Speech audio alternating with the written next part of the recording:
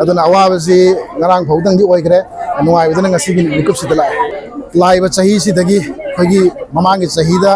khoina tarakhiba mikap mirau khon kaya awana kya punamak chatkhiba chahi dana puki boy resanu loina laiba chahi sina nuai ba ena mara tapa inchikpa unki sana ba hen chahi mo hen miresnu haina isotebi guthangda aina yamawjel si senjari ahan mamaktada miso tv ki channel yengwiri babuna pudana manjuri kharibamna taram nokchari ngasi Manipuri film update episode 7 ama mupudana lakchare episode 7 asida akoina update tagodori film asi Thambal hari film asi women empowerment the best of film ama khak oijagani aduna ngasi akoi cast and crew me amga unajaduna wari watang hak sanajarake hojika mu akoina unajari be film asi gi man lead actor hai tare ko da abi khundrakam da abi film se yam phajakre akoini yengo matam da ko handagi adum da abi gi film phajaba me am su ure ko akoina adu si Thambal hari ba adu pa interview amada so akoina taza kre hari season yamna changa nam kibo oi hai ko di winter adagi summer nam badagi Thambal se satpa matam je amuk adu matam nam dei ne ko adu ngasai gi san gari thoga yari ne ba san gari thoga gari thoga kana ne nungai ge ba ai gi wene de ani ma gadum nungai da aidi actor khoi di matang dugi khoi da thumai ba person sing do manama torom basine khoi di aduna dum koina mag nungai hai tare da ai gi film ji da piri be character si de khara khungangi hoi character oi bonena sangari gum basine khara loina ba mathau ta ba adu gi ne ado nungai adum sangari thau adu sangari thau se adum ludi loram dei ne tam bra ba tam bai se adum keno ne da ara titi ne khoi gi san yet oi se si si ge moi niom mong khak lei adu khangra ga adum tau gi hai tare gi da adum hai jan mane ba ko tam da bi adum hai ti hai be tam ba ga yaw bra ba adum tamak pai se angang oi ngai da dum ekoi laikai yum thang da ba kai ka ledi ipan sing ge dum san kai ka le ra pada sum angang oi ngai da sum tam ne ka adugi knowledge ma sam di dum season hagi film di adu film ji ga awanu nga hai be ta hai bi dum swa ba de ji hai da ne seasonal nai ra nam bani ne chahi ji koina covid ki mamang dagi covid lam dai chahi 21 je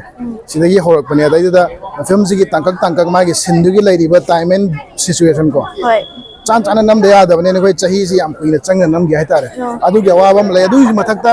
sagi covid anirak na so yai thabi gre film je adu ga hanak se mok problem leba ki rang am su thoya sis nam maram moraga film ji apan le am pi gre hai tare se ado ngasi di pungat ki ba sor mayam do ngasi di hondo ko numit ore nungai ba sina mo ngasi gi numit ore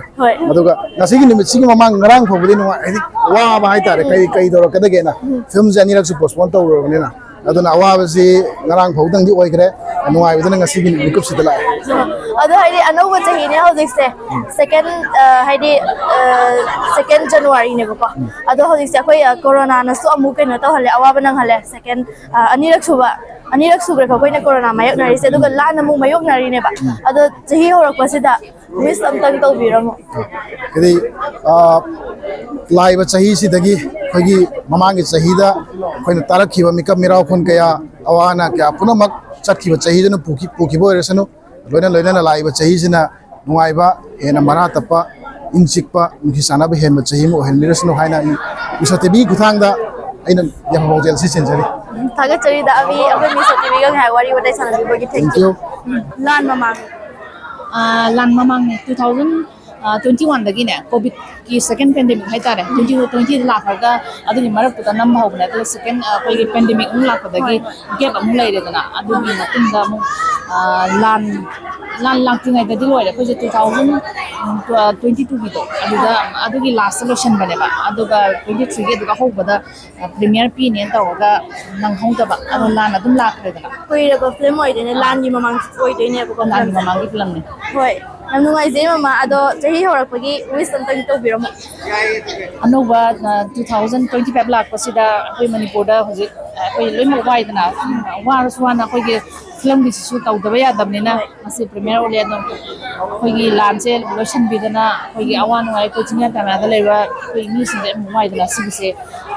wa ba ko dana saga se no mel si pora ga hana gi hausa le no si do ada kan jala ko oi sinu ha ba haga chari mama mi so tv ga ngai wari sabi ba film de ka mai to ge yam nungai kre pi kap khare yam ꯍꯥꯏꯗꯤ ꯏꯕꯣ ꯍꯣꯏ ꯃꯇꯝꯗ ꯊꯝꯕꯥꯜꯁꯦ ꯍꯧꯖꯤꯛ ꯀꯨꯏꯗ꯭ꯔꯤꯀꯣ ꯑꯩꯈꯣꯏꯅ ꯁꯨꯃꯥꯏꯅ ꯊꯝꯕꯥꯜꯒꯤ ꯀꯥꯟꯅꯕ ꯐꯪꯕꯒꯁꯦ ꯑꯗꯣ ꯏꯕꯣ ꯍꯣꯏ ꯃꯇꯝꯗꯗꯤ ꯊꯝꯕꯥꯜꯁꯦ ꯀꯃꯥꯏꯅ ꯇꯧꯅ ꯁꯤꯖꯤꯟꯅꯒꯦ ꯍꯥꯏꯗꯤ ꯂꯥꯏ ꯀꯠꯄ ꯈꯛꯇꯅꯤ ꯁꯤꯖꯤꯟꯅꯕ ꯑꯗꯨꯒ ꯍꯧꯖꯤꯛꯇꯤ ꯃꯉꯣꯟꯗ ꯄꯣꯠꯊꯣꯛꯁꯤ ꯂꯩꯔꯝꯃꯕꯅꯤꯅ ꯌꯥꯝ ꯅꯨꯡꯉꯥꯏꯔꯦ ꯑꯩꯈꯣꯏꯁꯨ ꯄꯦꯜꯂꯦ ꯑꯗꯣ ꯍꯧꯖꯤꯛꯁꯦ ꯑꯅꯧꯕ ꯆꯍꯤ ꯂꯥꯛꯑꯦꯀꯣ ꯑꯅꯧꯕ ꯆꯍꯤ ꯂꯥꯛꯄꯁꯤꯗ ꯏꯕꯣꯛꯅꯅꯦ ꯃꯤꯁꯣ ꯇꯤꯚꯤꯒꯤ ꯃꯥꯏꯀꯩꯗꯅꯦ ꯌꯥꯏꯐꯕ ꯄꯥꯎꯖꯦꯜ ꯈꯔ ꯄꯤꯕꯤꯔꯝꯃꯨ ꯌꯥꯏꯐꯕ ꯄꯥꯎꯖꯦꯜꯁꯤ ꯏꯪ ꯇꯞꯄ ꯀꯣ ꯂꯥꯟꯁꯦ ꯇꯧꯗꯕ ꯐꯖꯅ ꯏꯔꯦꯟ ꯏꯪꯅ ꯇꯞꯅ ꯄꯥꯟꯃꯤꯟꯅꯔꯁꯤ ꯏꯁꯨ ꯏꯆꯥ ꯍꯣꯏ ꯀꯣ ꯑꯩꯗꯤ ꯁꯨꯔꯁꯀꯤ ꯃꯕꯣꯛꯅꯦꯕ ꯗꯥ ꯁꯨꯔꯁ ꯅꯥꯁꯦꯄꯪꯒꯤ ꯌꯥꯝ ꯅꯨꯡꯉꯥꯏꯖꯩ ꯏꯕꯣꯒ ꯃꯥꯏ ꯊꯦꯡꯅꯖꯕ ꯃꯃꯥꯁꯦ ꯑꯩꯒꯤ ꯏꯆꯥꯅꯨꯄꯤꯅꯦꯕ ꯌꯥꯝ ꯂꯥꯏꯕꯛ ꯐꯕ ꯆꯤꯡꯗꯣꯏꯅꯦ ꯑꯩꯈꯣꯏꯁꯦ ꯗꯥ ꯁꯨꯔꯁꯀꯤ ꯍꯥꯏꯗꯤ ꯊꯦꯡꯅꯕ ꯐꯪꯉꯤꯀꯣ ꯏꯕꯣꯒ ꯊꯥꯒꯠꯆꯔꯤ ꯏꯕꯣ ꯃꯇꯨꯡꯗꯁꯨ ꯊꯦꯡꯅꯈꯤꯁꯦꯀꯣ ꯊꯦꯡꯅꯁꯤ ꯑꯩꯗꯤ ꯍꯌꯦꯡꯁꯨ ꯂꯥꯛꯈꯤꯅꯤ ꯍꯣꯏ ꯂꯥꯛꯑꯣ ꯍꯌꯦꯡ ꯑꯃꯨꯛ ꯊꯦꯡꯅꯔꯁꯤ ꯍꯧꯖꯤꯛ ꯑꯃꯨꯛ ꯑꯩꯈꯣꯏꯅ ꯎꯅꯖꯔꯤꯕꯁꯦ ꯃꯌꯥꯝꯅ ꯍꯦꯟꯅ ꯁꯛꯈꯪꯅꯔꯕ ꯁ꯭ꯀ꯭ꯔꯤꯞ ꯔꯥꯏꯇꯔ ꯑꯣꯖꯥ ꯕꯤꯅꯣꯔꯟꯖꯟ ꯑꯣꯖꯥ ꯉꯁꯤꯒꯤ ꯐꯤल्मꯁꯦ ꯑꯣꯖꯥꯒꯤ ꯁ꯭ꯀ꯭ꯔꯤꯞꯇꯤ ꯑꯣꯏꯗꯕ꯭ꯔꯥ ꯅꯠꯇꯦꯕꯀꯣ ꯑꯗꯣ ꯑꯣꯖꯥꯁꯦ ꯁ꯭ꯀ꯭ꯔꯤꯞ ꯔꯥꯏꯇꯔ ꯑꯃ ꯑꯣꯏꯅ ꯄꯣꯏꯟ ꯑꯣꯐ ꯚ꯭ꯌꯨꯗ ꯁ꯭ꯀ꯭ꯔꯤꯞ ꯔꯥꯏꯇꯔ ꯑꯃꯒꯤ ꯄꯣꯏꯟ ꯑꯣꯐ ꯚ꯭ꯌꯨꯗ ꯉꯁꯤꯒꯤ ꯊꯝꯕꯥꯜ ꯍꯥꯏꯔꯤꯕ ꯄꯣꯠꯁꯦ ꯑꯩꯈꯣꯏꯒꯤ ꯏꯆꯦ ꯕꯤꯗ꯭ꯌꯥꯄꯇꯤ ꯀꯧꯈ꯭ꯔꯦ ꯏꯆꯦ ꯕꯤꯗ꯭ꯌꯥꯒꯤ ꯀꯩꯅꯣꯅꯦ ꯍꯥꯏꯌꯦ ꯍꯥꯏꯗꯤ ꯃꯉꯣꯟꯗꯒꯤ ꯂꯧꯊꯣꯛꯄꯗꯤ ꯅꯠꯇꯦ ꯑꯗꯨ ꯑꯣꯏꯇꯥꯔꯒꯁꯨ ꯍꯥꯏꯐꯦꯠ ꯃꯥꯟꯅꯩꯀꯣ ꯋꯥꯔꯤꯁꯦ ꯑꯗꯣ ꯑꯣꯖꯥꯒꯤ ꯄꯣꯏꯟ ꯑꯣꯐ ꯚ꯭ꯌꯨꯗ ꯉꯁꯤꯒꯤ ꯐꯤल्मꯁꯦ ꯀꯌꯥꯃꯨꯛ ꯍꯥꯏꯗꯤ 10 ꯍꯥꯏꯗꯤ ꯀꯌꯥꯃꯨꯛ point ꯄꯤꯅꯤꯡꯒꯦ Okay. Film se kaino da first of all 9 out of 10 pirage. Adoga aigi oinadi kai kino hai kanda cinema se yen kanda total satisfaction am khak engon da se feel to banga sise. Kai kino hai kanda akoi kuire hai tare Manipur da yamna cinematic oiba film am khak akoi gi yam cinematic presentation am khatang akoi gi hek yeng bada isam sam na kanda cinema man ba kai do. Adugumba cinema se yeng da se yeng ba phang da sam kuire ba. Aduga ngasi akoi na cinema horok padagi dagidi interval bo dagidi cinema loir ko bo akoi na so mathang thang yeng pa matam sida yam nungai bam khak phau bai tare adi camera dagidi mana scenery ba lighting ko dagidi mana isam sam na khungangi environment am katang da tawra ibe yam fatsa ba treatment hai tare si me am se overall engon da yam nungai bam oi gre ba ngasi se adoga secondly akogi nupi akogi society sida akogi nupi singse akogi sum handhana yengba adagidi nupa gi makada leigadamni ka haiba ko adagidi leidana ko akogi nupi singse kitang haidi level amda kitang lower level am khatang da thambi bagi pot myam se sigi society akogi yam stereotypical oiba hai tare ko sugum bam khak break tora kanda akogi nupi khakna nupi sa khungangi nupi sa marai ba yam chira bi nupi sa khaknaga akogi malem gi thak da sakhang nar ko aduga mana struggle tawjar ko myam do yam na huge success am khak oirak pagi wari sida yumpham oirga sagalak ko se akogi director gi then entire team gi yamna saw akogi kai haini akogi challenge sam khakni hai ninge maram di kai kino da hojikan myam na namna ri cinema di glamour ngakani ko glamour ngakani aki emogi fazabagi adagidi wari design da su hai tare ko adagidi sugum ngakani to sumaina am typical oiba film am khak akogi puthora paje Manipuri cinema da I think Manipur moi ki team se hai tare Thambal ki team se entire team se yam thamoi seng na thagat ninge hai tare adoga cinema si de dum egi mot di huge success ne yam saw mai pa ni khali 9 out of 10 ni bapigi da ado one mark sidi kar minor kai gino bapini se every cinema se ko akoi na sai mang director masaga zoi unare adagidi writer masaga su akoi ki kaino lai 10 out of 10 pi da bai maram se kai gino da akoi ki technically akoi da moi ki team gi asoiba ngakta su na te si je ko akoi Manipur film industry gi oina itare technically weak oiba akoi da yam lai gre haitare sound gi manga sagi se sound designing to gom leita ba ko adagidi already moi cinema capturing da so do moi gi team na so do ngasai hai gi sugum ba macha technically akoi da kitang son ba haitare weakness oiba me amam lai gre haitare aduga adugum ba overall me am dai calculation to ga da ina 9 out of 10 lai pigeon ni as a script writer yam kang de adum yam phajana mark se pire ozana adu new year gi wish something pibira moza okay thank you anova sahina lakpasida akoigi lamdam se ingna sikna akoigi santi leina dagidi mihat mipun leitaba dagidi thokliba akoigi lan haitare ko si mayam se loin rakanda loishin kiba akoigi sahi ma oirasanu haina mayam gi mafan bai paudil si pijage thaga chari jami so tv gang ha ko na bibagi thank you so much somda thamla oyoi na ba mal somda lela Oh, ay somda lay han. Hojik amu akhoi na unajari basi iche Rosie Brahmachari mayum iche ngasi gi thambal hai ba film se adum akhoi na ngasai yengma matamda lead artist oina su adum yauri ne ba ko ai supporting role na te ba akhoi na uba matamda ko ado iche se theater da so adum yamna sakhang nge akhoi na adum khang badum oire ado ngasi gi acting se akhoi gi singer ne ba ko ai di folk singer ne ba ko aduga che pinky se act tong minara ko matamda hai di ma se folk singer oina adum keno tawkhra ne ba akhoi gi wakhan da de aduga ai di atop actress ama yam lai ne ba ko iche pinky ke act tong minara ko hai di dum nungai bra ma gi hai di iche di dum acting gi lam da panam khanga man he ba ko adna kama iche gi yam nungai koi pinky ga ek to minaba pinky suma theater performance to bane ma koi ge to pa kala khitra da su yawi de te su dum yaw bane ado ma su acting ga su khara dum changsin bani na kesu nungai to ba kesu to de ma su phajana dum ek to hai tar dum nungai dum nungai ko do ngasai gi thambal hai ba film se adum han dagi akhoi na film update to ko matam da hai di unique oi har kan da unique oi ba film ga tane ba ko anamba oi loina phaje ba ko adu ngasi gi thambal hai basna top mahau hai tare akhoi ni yeng matam da Manipur gi leijari ba adagi pothok season han ba aduga women empowerment da base to ba film ne ba ko sigi sida message ai di inkhalak liba na adagi leiri ba nupi myam da message sapite masi kai hai tare Manipur dadi ko nupi sing si hiram khuding makta thaina dagi horaga khoi gi lanthing na badagi horaga suba nom badagi horaga jagoi khuthek dagi horaga sana khuna badagi horaga Manipur gi nupi sing sim hiram khuding makta mai pa hai tare adugi su hekna mathakta ai gi thabak sudana di society ma chakhot pada shuba nomba yaudragadi mai paktragadi kano chakhot pada mapung phade natra aduna haujikan gi kano loina makti nate sum angang sing ayamba sum thabak shuba gi haina bisidagi kitang lapthokpa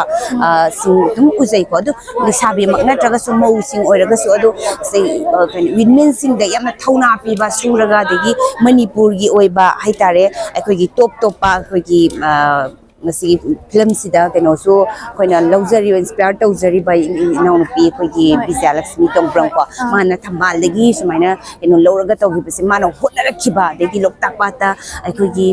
kamaina tro thambal hekpada wari ba dagi amata bla wari ba hiram kodi magasi gi awaba mayam se adu honara kandadi ma koi gi mai pa aidana gi hot bu honara ga di koi soidana mai pa kani hiram kuding magta aduna women sing da nupi sing da koi gi na si ndai koi mai pak si hai badumba yamna thauna piba film amakhaknina adum aikoi mayam de yeng badem society de am kana gani na khalli haidar new year gi wish amta bibiram yam nungai je koi gi anauba sahi na lakpa sida aikoi gi Malay Pak Manipur se sahi khara side yamna nungai taba awaba myama thengnara la e hojik maksu kok padi oidri adubo no ba sahi se lakpa sida asigumba sahi na ba awana se loina makoga aikoi gi hana gi yamna nungsiba ing tapa Sanalay Pak Manipur aikoi gi to na tinaba dugumba yamna nungsiba Malay Pak marata bai Malay Pak to oiba oirasinu myam puna mak oiminarsi haiba ya proposal bizari haga chari che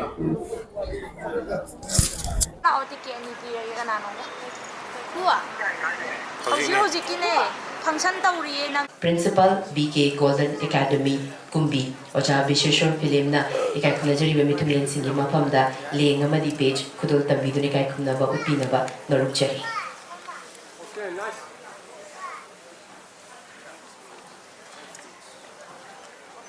Ahan badai kai khunajari ba chief guest oina lengshin biriba Deputy Director Art and Culture Government of Manipur Shri G Dharmadas Sharma ikai khunajari bagi mafamda Jamlaba Kudul Policy Kudul Tamjadune Kai Kunaba Ucheri.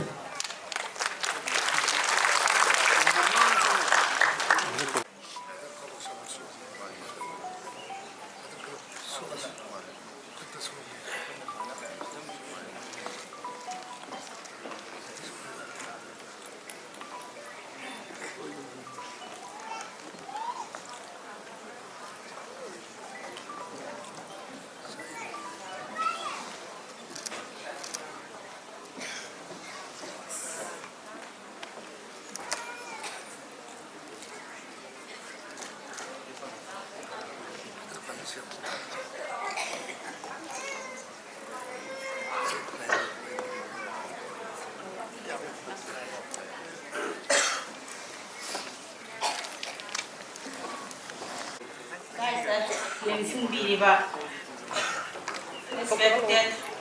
Chief Guest, President Amadi Guest, Amasung Honor Bo Hatamaka, Aduba, Rena Nasi Thambal Film Niris Nimita, invitation Tobada, Mayamna Asinba, Namak Piraga, Nasi Limpira Riba, Isel, Fight to Punamapusu, Ahama Makada, Taramna Oxari. Duga, Rena, Apagi, Nasi, Filamasia, Poisi Live, Matic Tire, 2020 one, the Gi, Poisi Yamkano Hunazarapani, Adubu, Kopina, Maram Oidana, Amu, Apogi Awaba Takatsika Yamanangare, Adubu, Nasi di Mapugi Tanzan, the Gi, Kogi, Filamse, Nasi di Lilis Tauba, Ngamba Habdo, Nasi di Pinabia, Aduba, Apogi Thambal Timbusu, Hani Haitana. Amukaso Hana, Hagasari, Hana, Ningsing Jari, Nusi, La Piba, quite Punamapusu, Hana Ningsing Jari, I Matang Sida, have listened there. Production Manager Aduda Natana Masamaksi Academician Ozama Kagni Vice Principal BK Golden Academy Kumbi Ozana Filmasi Mato Karam Dona Filmama Mapung Haba Wahelaga Mayam the Kudu Tamgi Haibiki Ozagisu Apamba Wakalun Kayama Ledamgani Renana Filmasigi Magi Journey Magi Struggle Gimatang Dusu Tamiram Gani Aduna Kasiki Toramasigi Taramna Opagi Waranamadi Nungi Warol Oza Bisheshor Filimna Tamiranaba Lorche. Nazaraba Aidi Laidu Oiraba Aduga Eminent Amadi Prominent Artist Sing Aduga Tongan Ba Ekubi Cinema Gorsing Manipur Cinema Ho Yam Tawai Haksang Yauna Manipur Cinema Gi good content enthusiasm Amagaloina Yengi Kuting Maku Tim Thambal Makai I know Sinjaraga Amkahan Nulupa Hongdu Study Loyana Masigi Chief Guest Pamam Lang the Linson Birava Kai Nazariba Sar Z Dharmadas Deputy Director Governor Manipur Amadi President Pamam Lang the Linson Birava Sar Isi Magi life history the incident Kara Yamna impact Oiba Kara Mo the Tamoi Sopa incident Kara in the Tapiri say film Sidium Luna Pun the Saguna Ragasamina Gadabanetubu film say Kunatobi Kanba film say or Ekoi Anubong Actanetubu I commercial film good film Mayam like a shoot to Lopa Hena Kanzadri Tawadubo Asia Tankatsarak Libanetuna film say Mayam Puna Yang Bayaba social awareness Pibayaba Ekoi Kunais the Nupigi Hena Sakti Pibayaba What culture established Tobayaba Manipur Sidas white colors of Katada focus to was a Masidagi Nathira Kanda Ekoi Kudimang the lady was in from sing Ekoi Pinkin and Nami interview to have a young Tatingai Bamiyawi Yamasu Yingnay Maram di Karigino Kanda Lauta Pata he Holakanda no Mugitsara Taliba Heka Yela He Banga Pariba Kambus in the Wabado Pinky Masamak Sukang could be shooting to the Numit Mangani shooting to Womatam the Mong the Tingler Kibawas in the Mama Sasa Sana Kangi Aduna I quit putting Magna Kadoris in Pamama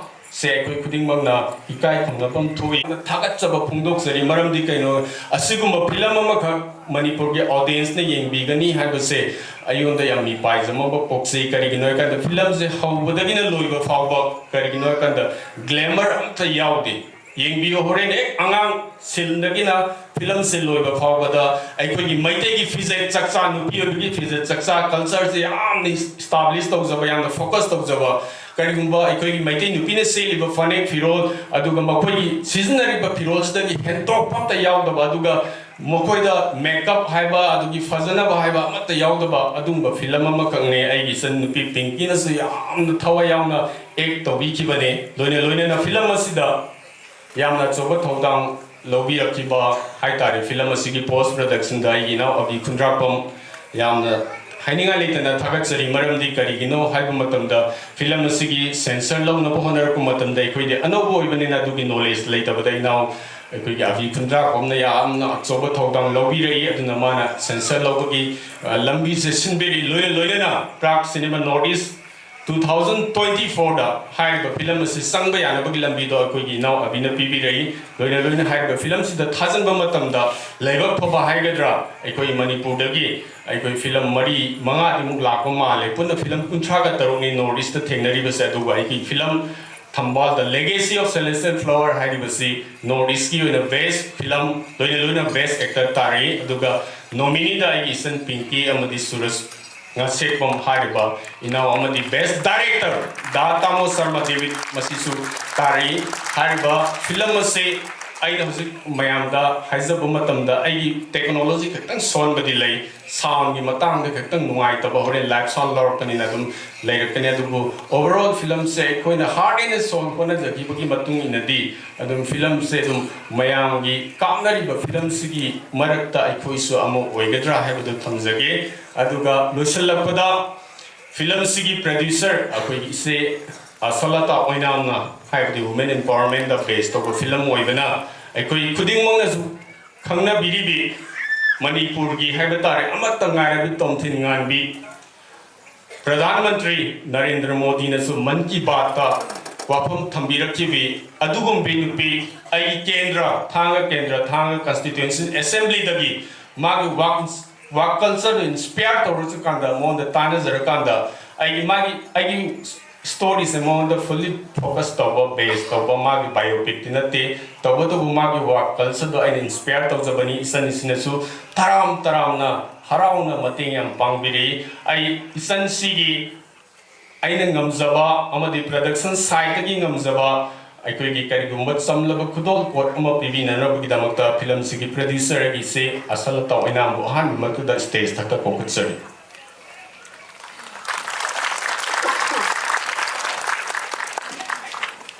loine na masi kana sunate aikoi gi manipur gi di am tanglabi thambal gi makhok tagi mina pamna yengnariba thambalo seasonary lekhok tagi da langthoga thamame adumba langthoba seasonabam khangdraba thambal ge lekhok to adudagi aikoi gi fiber extract toroga aikoi gi lang sunga kada aikoi gi thambal gi fi ena pichbi pumbada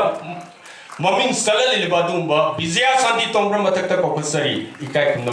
utsari Vijaya Santi Tongbram Vijaya Santi isina kudol patam binanaba ningsingzar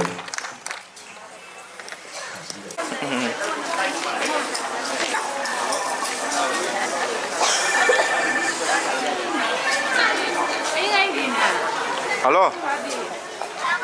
How? Bên mà ai number hậu đấy sai nè.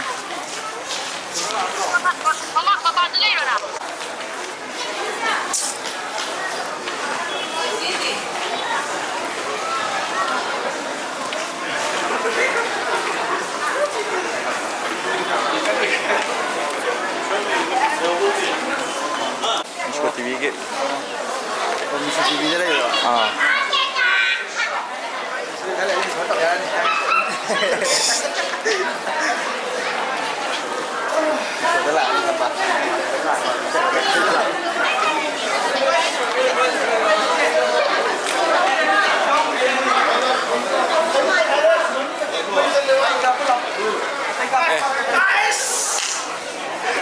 You remember?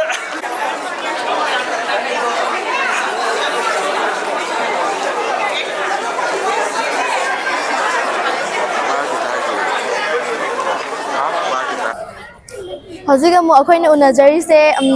child artist ta yamna masak nairabi ko langam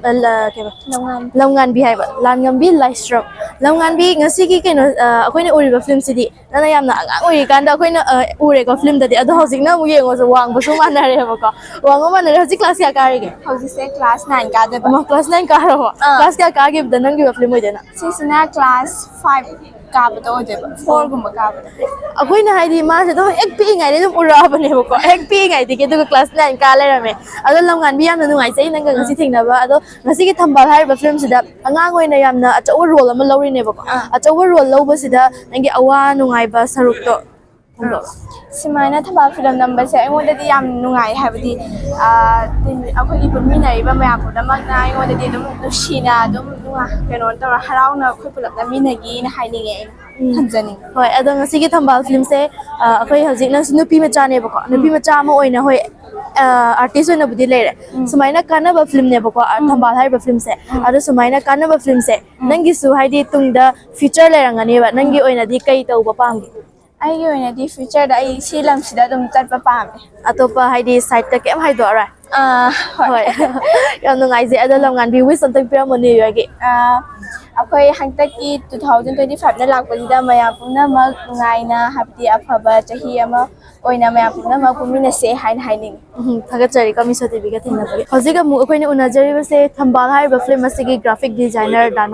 ꯗꯅꯥꯎ ꯉꯁꯤꯒꯤ ꯐꯤꯂꯝꯁꯦ ꯑꯗꯨꯝ ꯌꯦꯡꯕꯒꯤ ꯊꯣꯛꯂꯛꯏꯕ ꯃꯌꯥꯝꯅꯁꯨ ꯑꯗꯨꯝ ꯈꯪꯕꯤꯔꯝꯃꯒꯅꯤ ꯌꯦꯡꯂꯤꯕ ꯃꯤꯁꯤꯡꯁꯤꯅꯁꯨ ꯐꯖꯩ ꯍꯥꯏꯕꯗꯣ ꯑꯗꯣ ꯉꯁꯤꯒꯤ graphic design ꯇꯧꯔꯛꯄ ꯃꯇꯝꯗ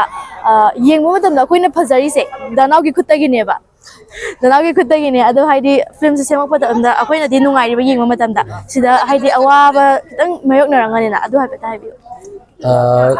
ꯑꯩꯅ ꯗꯥꯏꯔꯦꯛ ꯁ꯭ꯄꯣꯠꯇ ꯌꯥꯎꯔꯨꯕ ꯅꯠꯇꯕꯅꯤꯅꯅꯦ ꯂꯥꯛꯀꯥꯟꯗ ꯀꯔꯝꯕ ꯃꯇꯥꯡꯗ ꯀꯔꯤ ꯍꯥꯞꯀꯅꯤ ꯍꯥꯏꯗꯤ ꯄꯣꯁꯇꯔ ꯁꯦꯝꯃꯛꯄ ꯃꯇꯝꯗ ꯁꯤꯒ ꯀꯔꯝ ꯀꯥꯟꯗ ꯆꯨꯁꯟꯅꯔꯛꯀꯅꯤ ꯈꯣꯠꯂꯛꯀꯅꯤꯗꯣ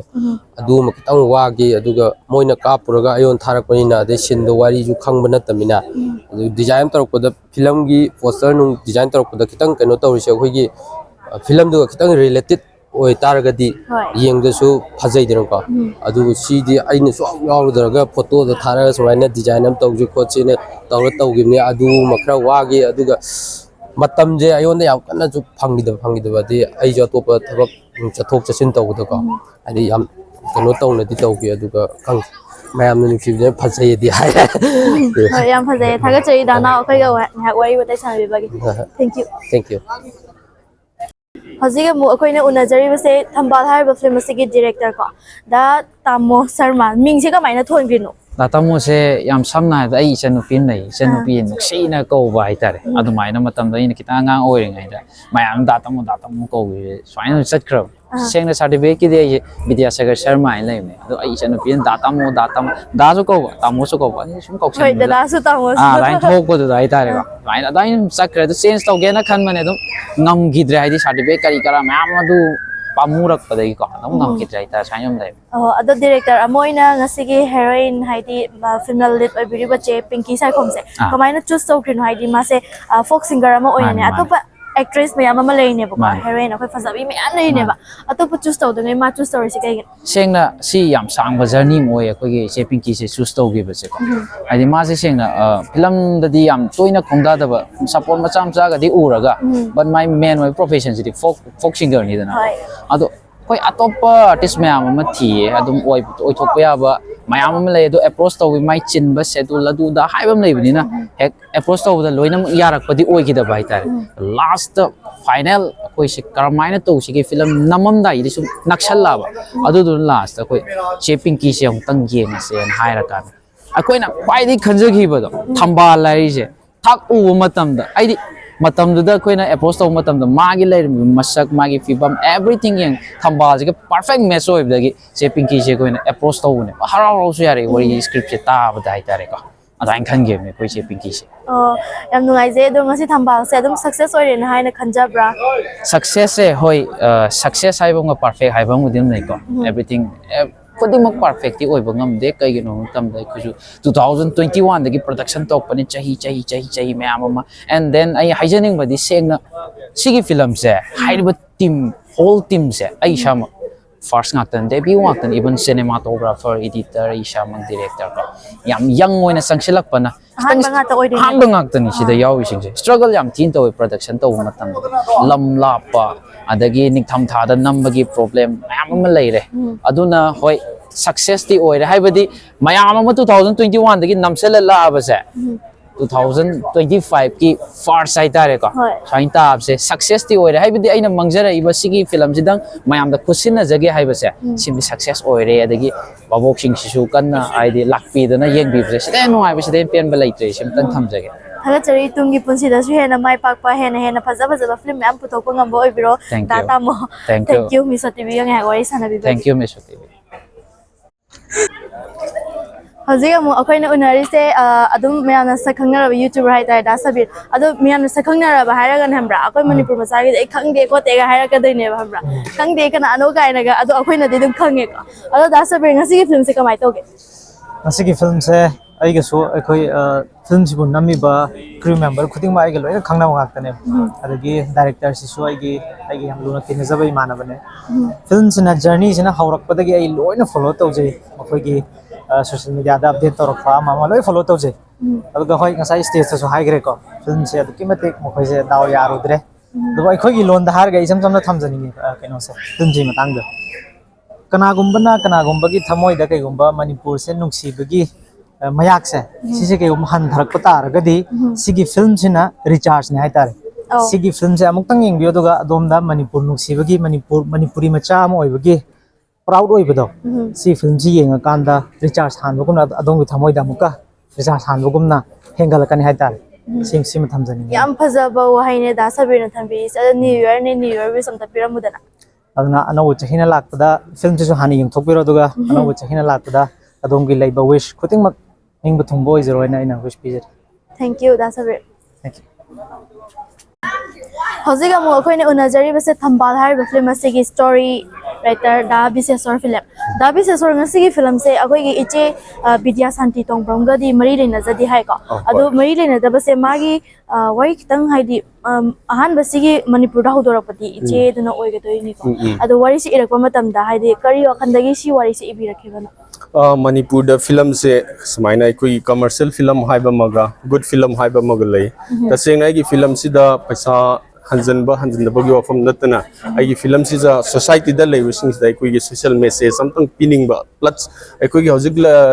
ko da kanu inkhal ban harol sing sina ko white colors of the loina chat pase white colors of ngak chat pagi mahuta ai koi gi ai na tam liba sinpham duga adugi magi sinpham jo sina handai sina wangkhal le haiba do adu thak ko khai da bida wa culture makal establish tau se bagi wakal lon da taro kanda gi se salata ga tawga sigi film se kusanjarap ki bane aduga hojik hangbiri bido koi gi Vidya Santi Tongbrong na Manipur da di first time na dugu magi mamang dai koi gi Vietnam da Cambodia da Myanmar da sigi se koi gi YouTube ta kai da mam ugre tawbada boy koi as ai ju thang kendra ni mai thang kendra moi na ka magi wa culture du boy inspire tau janing bagi kano local la kan dai kar magi wa culture du inspire tau bane wari city ma ga totally different oi biopic oi de tawbada bo somewhat koi gi horok pada ahu saruk khara da de ai gi se asalata magi incident khara da haitare madu da dedicate to yaw han tamse karam matang oi den matang se ngasai gi ingjang haijan ba hangam haijan bado aduma mo de dedicate to zare aduga ngasai gi laibung de isai sakdo amano isai makti sakpana tabako laibung de isai sakanda adudagi controversy yung khak lakhi bado adugi do hepet aina dum adu di case to kanda sagat chabane chamana badi oide adai do aina khara mo de dedicate to ningba sin nai tare adu khak to je adu atai di kanagum yam ta mari laina jati ado azagi ngasi gi film sina hai di story sina ahan ba oi ga toira matung tarakpa kai leibiri bagi matung tarakpada ai samak ki dinatre koi gi kangleut cinema da aroi ba well aina ozabino ranjan oinam gi amakak lei sigi wari sina kamai to ge kana maje ponzi scheme ni ekoi da ponzi scheme mai am tarokan da ponzi scheme na pibe impact mai am da akui gi society dis da saitheng mayam pi ba ko sigi ponzi scheme zena pi ba saitheng se koi kamaina precaution lo sige sigi saitheng zena kam yam na society da luphan bagi manghan bagi adugi legal action drama amaka ozabino ranjan oinam gi da koi kangleu cinema ga invite torokan da aroi ba well haino film ma khakti tawgadori ai samak ki dina chudi ai thaga chari oza akhoi mi certificate nga hak thingnaraga wari sana bi bagi dama mi so tv su thaga chali wari se nungai ra ka doi ni ko khoin sarak te wari se hoji akhoi na uri se che pinky ga da pauna ga ado che pinky ga da pauna ngasi gi film se 2021 dagi number ni hai ado che pinky na lohong dringai mamang oi dera mane lohong dringai mamang de ne ba ka sai kan da nam gi film ado hoji icha chahi amo kai phara kan doi story ado khoi sing da thaja de ba da pauna je ai di comedian na moi na di nok fete dum uri ne ba ka ado ji che na muk to level line se ka mai na thengna ra ki ge wari ai di school life te thengna ko nai tai tamu hai ai au kui ne 2009 10 11 dai dege koi Manipur public school tam me ba ko ade dum koi pule e mare si ju ngai le ma pare ne la yaw da ba wari ma khain ta ro yon ado mai ro ho bo ya de mai mut kra ma tung da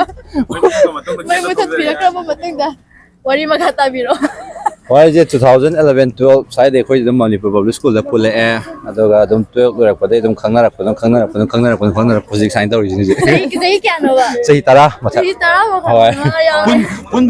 ꯄꯨꯟꯕꯗꯤ ꯀꯨꯏꯔꯦꯕ ꯄꯨꯜꯂꯤꯁꯦ ꯑꯗꯨꯝ class 9-10 2009-10 ꯑꯗꯥꯏꯗ ꯄꯨꯜꯂꯛꯄ ꯑꯗꯣ ꯈꯪꯅꯔꯛꯄꯅ 12 ꯂꯣꯏꯔꯒ ꯍꯥꯏꯗꯤ 2012 ꯃꯇꯨꯡꯗ ꯀ꯭ꯂꯥꯁꯃꯦꯠꯅꯦꯕ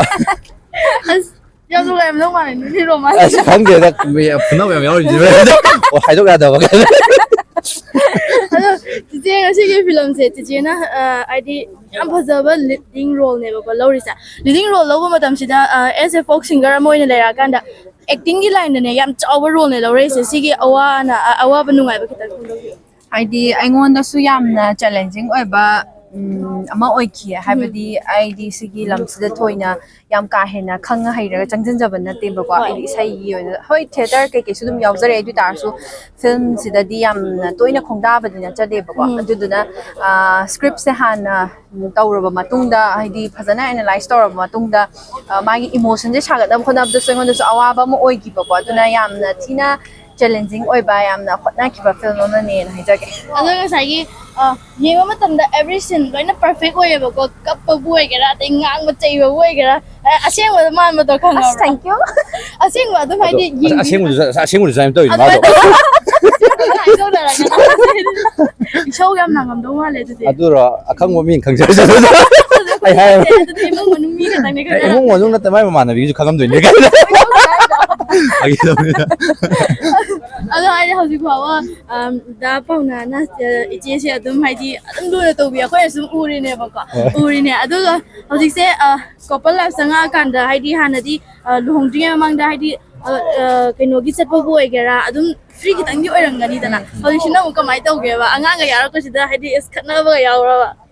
ꯈꯠꯅꯕ ꯍꯥꯏꯁꯦ ꯌꯥꯝ ꯇꯣꯏꯅꯗꯤ ꯌꯥꯎꯗꯦꯕꯀꯣ ꯑꯗꯨꯒ ꯍꯦꯛꯇ ꯈꯠꯅꯕꯅ ꯅꯠꯇꯕ ꯈꯤꯇꯪ ꯅꯨꯡꯉꯥꯏꯅꯗꯕꯒꯨꯝꯕ ꯑꯗꯨꯝ ꯐꯦꯃꯤꯂꯤꯅꯤꯅ ꯑꯗꯨꯝ ꯌꯥꯎꯔꯛꯀꯅꯤꯗꯅ ꯑꯩꯈꯣꯏꯒꯤ ꯊꯕꯛ ꯌꯥꯝ ꯈꯜꯂꯛꯑꯕꯅꯤ나 ꯑꯗꯨꯅ ꯍꯥꯏꯗꯤ ꯍꯥꯟꯅ ꯂꯩꯁꯥꯔꯤꯀꯥꯟꯒꯤꯗꯨꯒ ꯍꯧꯖꯤꯛ ꯃꯧ ꯑꯣꯏꯔꯒꯗꯤ ꯑꯗꯨꯝ ꯈꯔꯗꯤ ꯑꯗꯨꯝ ꯈꯦꯠꯅ ꯇꯥꯕꯅꯦꯕ ꯑꯗꯣ ꯑꯩꯒꯤ ꯑꯣꯏꯅꯁꯨ ꯂꯥꯏꯕꯛ ꯐꯕ ꯍꯥꯏꯒꯗ꯭ꯔꯥ ꯌꯥम ꯊꯣꯏꯅ ꯍꯦꯛꯇ ꯀꯥꯏꯅ ꯈꯦꯠꯅ ꯃꯧꯅ ꯁꯤ ꯇꯧꯕ ꯌꯥꯗꯦ ꯀꯥꯏꯅꯒ ꯇꯧꯕ ꯐꯦꯃꯤꯂꯤꯗꯨꯗꯤ ꯅꯠꯇꯕꯅꯤꯅ ꯑꯃꯔꯣꯝꯗꯗꯤ ꯑꯩꯁꯨ ꯂꯥꯏꯕꯛ ꯌꯥꯝ ꯐꯕ ꯐꯩꯌꯦꯅ ꯍꯥꯏꯖꯒꯦ ꯑꯗꯣ ꯏꯆꯦ ꯏꯁꯩ ꯑꯃꯇꯪ ꯉꯪꯕꯤꯔꯝꯃꯣ ꯏꯁꯩꯁꯦ ꯀꯩ ꯏꯁꯩ ꯉꯪꯗꯣꯏꯅꯣ ꯑꯄꯥꯝꯕ ꯑꯃ ꯍꯦꯛꯇ ꯑꯗꯨꯗꯤ ꯀꯩꯕ ꯁꯤ ꯐꯤꯜꯝꯁꯤꯒꯤ ꯑꯣꯏꯅꯀꯣ ꯃꯇꯦꯛ ꯑꯃꯇꯪ ꯉꯪꯖꯔꯝꯃꯒꯦ ꯑꯩꯅꯁꯨ ꯌꯥꯝ ꯄꯥꯝꯖꯕ ꯃꯇꯥꯡꯅꯦ ꯏꯆꯟ ꯉꯥꯟꯊꯣꯏꯕꯤꯅ ꯁꯛꯄꯅꯦꯕꯀോ ꯊꯤꯟꯗ ꯊꯤꯜꯂꯨ ꯊꯣꯡ ꯊꯤꯜꯂꯨ ꯍꯥꯡꯂꯛꯈꯤꯅꯤ ꯅꯣꯡꯃꯗꯤ ꯊꯥꯖꯕꯅ ꯆꯩꯁꯨ ꯑꯣꯏ ꯆꯦꯛꯁꯤꯟꯅ ꯆꯠꯂꯨ ꯃꯤꯑꯣꯏꯕ ꯍꯣꯠꯅꯕ ꯀꯟꯕ ꯃꯤꯇꯅ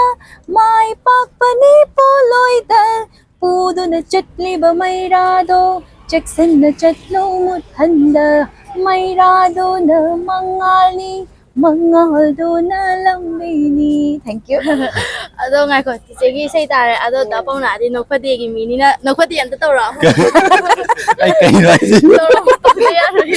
ꯀꯩ ꯃꯇꯥꯡꯅꯣ ꯑꯩ ꯇꯧꯗꯣꯏꯁꯤꯕꯣ ꯈꯪꯗꯦ ꯑꯃ ꯍꯦꯛꯇ ꯗꯥꯏꯂꯣꯛ ꯑꯃ ꯍꯦꯛꯇ ꯃꯤ ꯅꯣꯛꯍꯟꯕ ꯌꯥꯕ ꯆꯦ ꯄꯤꯡꯀꯤꯅ ꯍꯟꯗꯛ ꯑꯅꯧꯕꯗ ꯈꯜꯂꯣ ꯑꯅꯧꯕꯗꯨꯁꯨ ꯅꯠꯇꯕꯤꯗ ꯁꯨꯝ ꯑꯩꯗꯤꯅꯦꯀꯣ ꯑꯩꯈꯣꯏꯗꯤ ꯊꯤꯌꯦꯇꯔꯗꯩ ꯁꯨꯝ ꯍꯧꯔꯛꯄꯅꯤꯅꯀꯣ ꯑꯩꯈꯣꯏꯗꯤ ꯊꯤꯌꯦꯇꯔꯒꯤ ꯗꯥꯏꯂꯣꯛ ꯇꯧꯖꯔꯛꯀꯦꯕꯀꯣ ꯏꯃꯥ ꯑꯩ ꯐꯨꯔꯤꯠꯇꯤ ꯂꯤꯠꯇ꯭ꯔꯦꯀꯣ ꯐꯨꯔꯤꯠꯇꯤ ꯂꯤꯠꯁꯜꯂꯦ ꯏꯃꯥ ꯄꯂꯦꯝ ꯏꯃꯥ ꯑꯄꯣꯛꯄꯤ ꯐꯨꯔꯤꯠ ꯂꯤꯠꯇꯕꯅꯤꯅ ꯐꯖꯗ꯭ꯔꯦ ꯐꯨꯔꯤꯠ ꯂꯧꯊꯣꯛꯑꯗꯤ ꯐꯖꯗꯧ ꯀꯩꯅꯣꯁꯤꯡꯗ ꯖꯤꯝꯃꯔꯁꯤꯡꯗꯅꯦ ꯖꯤꯝ ꯁꯥꯟꯅꯕ ꯃꯤꯉꯩꯗ ꯗꯤꯗꯤꯀꯦꯠ ꯁꯦ ꯇꯧꯔꯒꯦꯁꯦ ꯐꯔꯦ ꯀꯣ ꯑꯩ ꯍꯥꯏꯔꯛꯑꯒꯦ ꯍꯧꯔꯛꯑꯒꯦ ꯏꯃꯥ ꯏꯃꯥ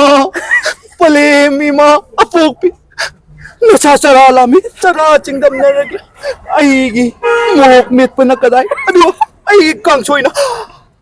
ꯁꯧꯒ꯭ꯔꯤ ꯑꯁꯤꯁꯦ ꯁꯦꯡꯅ ꯍꯥꯏꯔꯕꯗ ꯃꯥꯒꯤ ꯃꯁꯜꯁꯦ ꯎꯠꯀꯗꯕꯅꯦꯕꯀꯣ ꯑꯗꯨꯝ ꯐ꯭ꯔꯤ ꯂꯤꯠꯄꯅꯤ ꯌꯥꯗ꯭ꯔꯦ ꯏꯐꯟ ꯄꯟꯖꯜꯂꯦ ꯌꯥꯗ꯭ꯔꯦ ꯖꯤꯝ ꯁꯥꯟꯅꯕ ꯃꯤꯉꯩꯗꯤ ꯁꯤ ꯌꯦꯡꯉꯒ ꯑꯗꯨꯝ ꯊꯦꯡꯛ ꯌꯨ ꯆꯤꯆꯦ ꯊꯦꯡꯛ ꯌꯨ ꯍꯧꯖꯤꯛ ꯏꯔꯣꯏ ꯂꯣꯏꯕꯗ ꯑꯩꯈꯣꯏꯅ ꯎꯅꯖꯔꯤꯕꯁꯦ ꯗ ꯅꯟꯗꯔꯥꯖ ꯐꯤꯂꯝ ꯇꯥꯗꯣꯏꯅꯤꯀꯣ ꯉꯁꯤ ꯐꯤꯂꯝꯅꯤꯀꯣ ꯑꯗꯣ ꯗꯗꯥ ꯉꯁꯤꯒꯤ ꯑꯦꯁ ꯑꯦ ꯁꯤꯅꯦꯃꯥꯇꯣꯒ꯭ꯔꯥꯐꯔ ꯉꯁꯥꯏꯒꯤ ꯅꯝꯃꯛꯏꯕ ꯄꯣꯠꯁꯦ ꯀꯩꯅꯣꯅ ꯍꯥꯏꯕꯤꯔꯝꯃꯦ ꯑꯩꯈꯣꯏꯒꯤ ꯗꯤꯔꯦꯛꯇꯔꯅ ꯍꯥꯏꯔꯝꯃꯦ ꯑꯍꯥꯟꯕ ꯉꯥꯛꯇꯅꯦ ꯍꯥꯏꯌꯦ ꯑꯍꯥꯟꯕ ꯉꯥꯛꯇꯅꯦ ꯍꯥꯏ ꯑꯗꯣ ꯑꯍꯥꯟꯕ ꯑꯃ ꯑꯣꯏꯅ ꯑꯁꯨꯛ ꯆꯥꯎꯕ film ama aduga haidi award chlori ba film ne bako sinama ba matamda kamaina ahan ba oiraga yam fazana puthoi shi kamaina no ba hoi akoi se team wa oina leijabani production team oina hai tare koi na tan hai tare aina num khara moi le senior oiba ado film je namagan hairo kanda yam challenging ogi ngonda ko se ai film do so han khongda bani ado kamai nam jige na ai je khalle ado tang ai wakanda hai tare mase ai ngamni da hai bi ke no wakal da la ke hai tare adagi noi taro nam di film hoi amna matung da su hena sidagi hena faza faza film am putok oi biro aduga haidi afawa cinematographer am oi biro so tv ga ngak thingna tuna wari watai sana bi bagi da makta thaga chari thank you episode ase bul da fawa yeng bi ba puna makta amuka hana da namanjuri khari bamna khurum jari ngasi ge film update asida akoina una jaduna sana kriba mayam asidagi hena mathangi film da akoina karamba film update tawrake habado mayam punna ngai minara se ngasi ge da makta di thaga chari